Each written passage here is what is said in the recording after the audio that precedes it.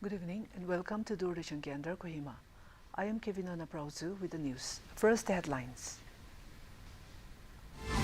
Prime Minister Narendra Modi pays homage to martyrs of historic Assam movement at Swahid Smarak.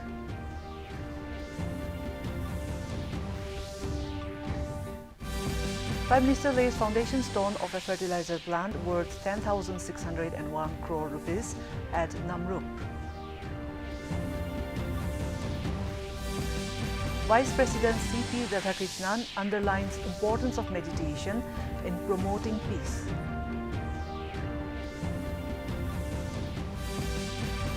Union government to introduce a bill against fake fertilizers and pesticides.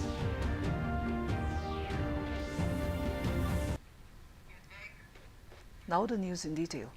Prime Minister Narendra Modi today paid homage to the martyrs of the historic Assam movement at the Swahid Smarak Kshetra in Guwahati, marking a deeply emotional moment for the people of the state. He offered floral tributes and garlanded the bust of Kargeshwar Talukdar, the first martyr of the 6-year-long anti-foreigner agitation that began in 1979, remembering the sacrifices made to protect Assam's identity, culture and rights. The Swahid Smarak Kshetra is dedicated to the 860 people who lost their lives during the Assam movement. During his visit, PM Modi also toured the Martyrs Gallery, where busts of all the martyrs have been installed, paying respect to each of them. His presence at the memorial was seen as a strong gesture of acknowledgement of Assam's turbulent past and the price paid by its people. Reacting to the Prime Minister's visit, Assam Chief Minister Himanta Biswa Sarma described the moment as deeply emotional, recalling what he termed the dark days in Assam's history. Sarma alleged that during earlier regimes, particularly under the Congress, the state suffered due to unchecked illegal infiltration, violence against indigenous people, and economic decline, which pushed Assam into instability and uncertainty. Drawing a contrast with the present, the Chief Minister said that Assam is now witnessing a phase of peace, development, and renewed confidence.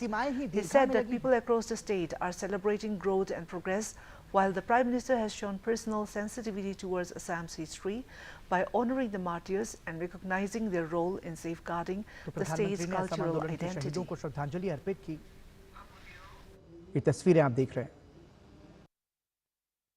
Prime Minister Narendra Modi laid the foundation stone of a fertilizer plant worth 10,601 crore rupees at Namrup in Dibrugarh district of Assam today. The project is aimed at strengthening fertilizer production and supporting agricultural growth in the region. The plant will have an annual production capacity of 12.7 lakh metric tons of urea.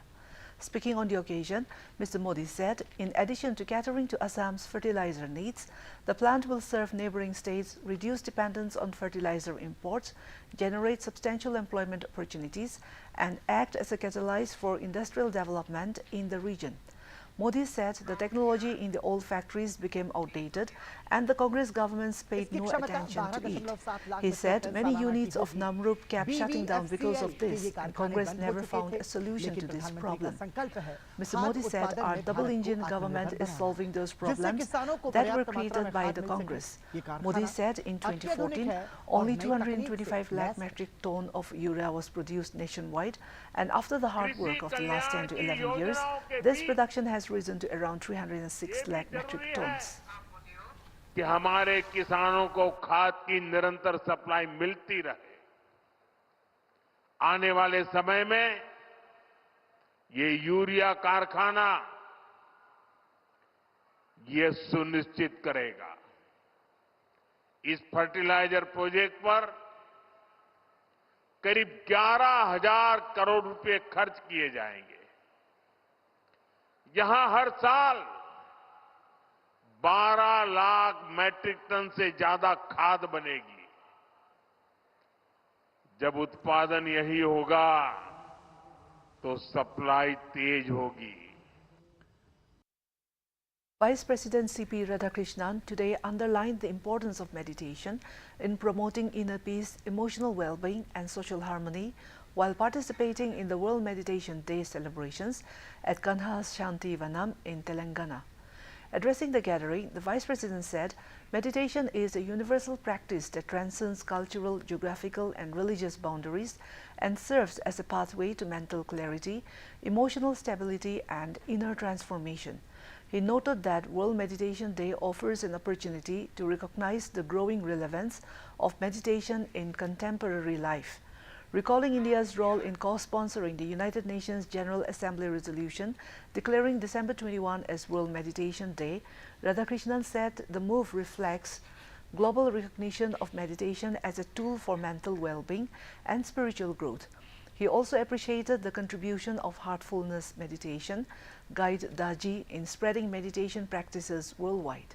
Highlighting India's civilizational heritage, the Vice President said meditation has long been regarded as an ancient science of the mind and spirit in Bharat, nurtured by sages and seers.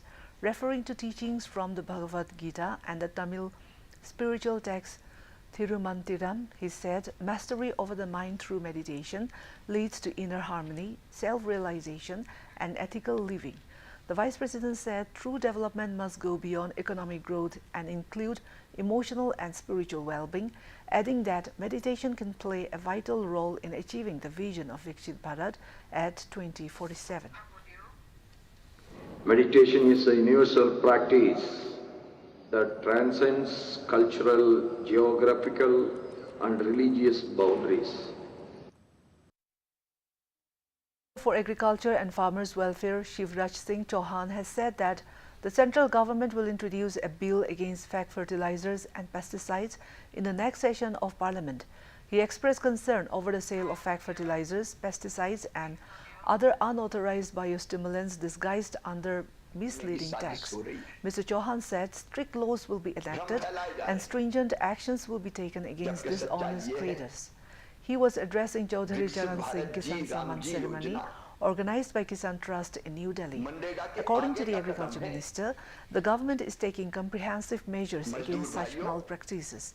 Mr. Chauhan has said under the recently passed Viksit Bharat Ji Ramji law, guaranteed employment has been increased from 100 days to 125 days. तो बेरोजगारी भत्ते के प्रावधान को और सशक्त बनाया गया है। मजदूरी अगर देर से मिली तो अतिरिक्त राशि देने का प्रावधान है। Let us now take a short break. ये वाला दिखाना गया तेरा प्राइस मनी। कुछ इन्वेस्टमेंट भी कर लेती। आते समय कर लिया मोबाइल से। कहाँ?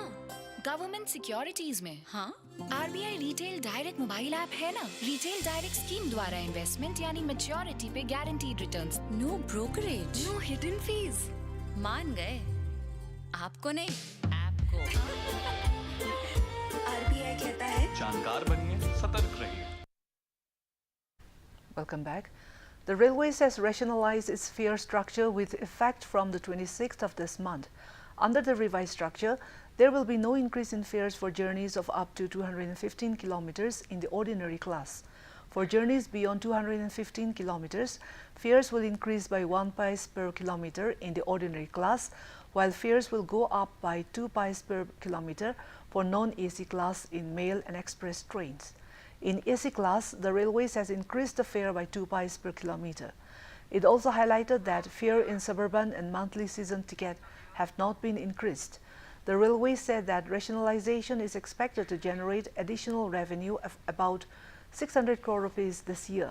It added that the rail network and operations have expanded significantly over the last decade. It further added that Railways is increasing its manpower to support higher levels of operations and to enhance safety. इस संशोधित किराए slab से करीब 600 करोड़ रुपए के अतिरिक्त राजस्व की उम्मीद है। रेलवे ने पिछले 1 दशक में अपने नेटवर्क और परिचालन का काफी विस्तार किया है। रेलवे अधिक परिचालन की आवश्यकताओं को पूरा करने और सुरक्षा को बेहतर बनाने के लिए अपने कर्मचारियों की संख्या भी बढ़ा रहा है।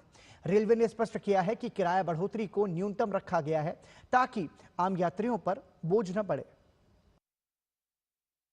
The Airports Authority of India (AAI) has issued an advisory warning of delays and changes in the flight operations due to reduced visibility as dense fog gripped North India this morning. The India Meteorological Department (IMD) has warned of dense to very dense fog, further reducing visibility and compounding the impact of pollution. Orange alerts, the second highest warning level, were issued for large parts of Delhi, Uttar Pradesh, Haryana and Chandigarh, cautioning residents and authorities about possible disruptions to road, rail and air traffic. In a post on social media, the AAI said passengers are advised to check flight updates with their airlines through official channels and allow extra time for airport travel and formalities. Union Minister for Youth Affairs and Sports, Dr. Mansukh Mandaviya, said that Sunday on Cycle has today become a passion and a culture among people. Addressing the gathering on the occasion of the first anniversary of the Sunday on Cycle program, Dr. Mandaviya said that under the leadership of Prime Minister Narendra Modi, this initiative was launched to promote fitness and fight obesity. He said the program also encourages people to adopt cycling as a solution to reduce pollution. The Rashtriya Swayam Sevak Sangh (RSS) Sarsangchalak Dr. Mohan Bhagat has said that organizing the society is essential for the country's development. Participating in an event at Science City in Kolkata on the occasion of the 100th anniversary of RSS today, he said there is a need to organize Hindu society in India. Dr. Bhagwat said that ordinary members of society tend to follow the example of distinguished individuals. Therefore, it is particularly necessary to build an organization of such influential figures. The RSS chief clarified the Sangh was not formed out of reaction or opposition to anyone. He said Sangh focuses on the fulfillment of commitments and it does not work for any personal or organizational gain.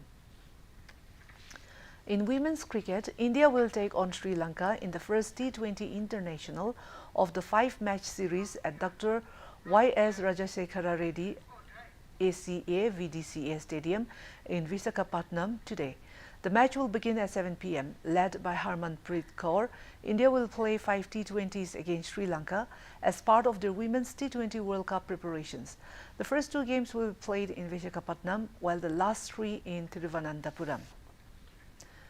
In badminton, Indian pair of Satvik Sairaj Ranki Reddy and Chirag Shetty won bronze in the BWF World Tour Finals 2025 at Hangzhou in China last night. They went down to the local pair of Liang Weiqiang and Wang Zhang in the semi-finals by a scoreline of 10-21, 21-17, 21-13. However, this is only the second BWF World Tour Finals medal ever won by Indian shuttlers. Earlier in 2018, PV Sindhu had won the women's singles title and became the only gold medalist from India in the competition. Let us look at the weather reports of the district headquarters of Nagaland. Kohima today recorded a maximum temperature of 22 degrees Celsius and a minimum temperature of 9 degrees Celsius, while Dimapur had a maximum temperature of 26 degrees Celsius and a minimum temperature of 11 degrees Celsius. Wokha experienced a maximum temperature of 21 degrees Celsius and a minimum temperature of 11 degrees Celsius. Mokokchung had a maximum temperature of 24 degrees Celsius and a minimum temperature of 10 degrees Celsius. Mon had a maximum temperature of 25 degrees Celsius and a minimum temperature of 11 degrees Celsius. Towards the east, Twinsang had a maximum temperature of 18 degrees Celsius and a minimum temperature of 6 degrees Celsius. Zinebuto had a maximum temperature of 22 degrees Celsius and a minimum temperature of 8 degrees Celsius. Phek had a maximum temperature of 17 degrees Celsius and a minimum temperature of 7 degrees Celsius. That's all for the weather report. To end the news, here is a recap of the main points.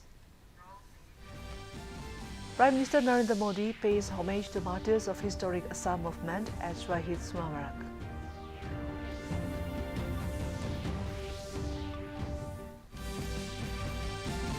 Prime Minister lays foundation stone of a fertilizer plant worth 10,601 crore rupees at Namrup.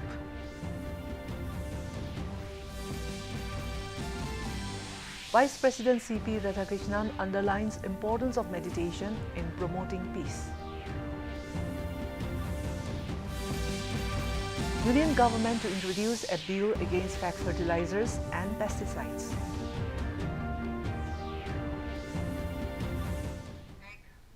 With this, we have come to the end of this evening's bulletin. Good night.